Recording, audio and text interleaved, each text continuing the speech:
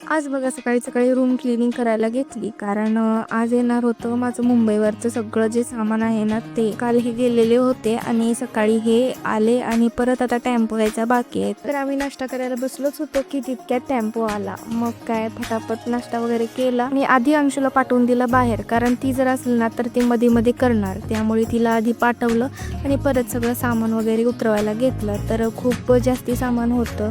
त्यानंतर थोड्या वेळाने मी त्या सर्वांसाठी चहा वगैरे केलेला होता तर त्यांना दिलं.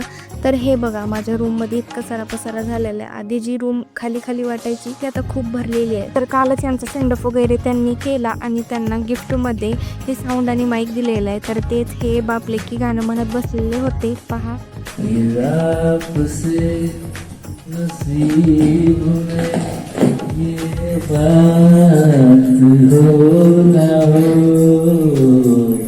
शायद इस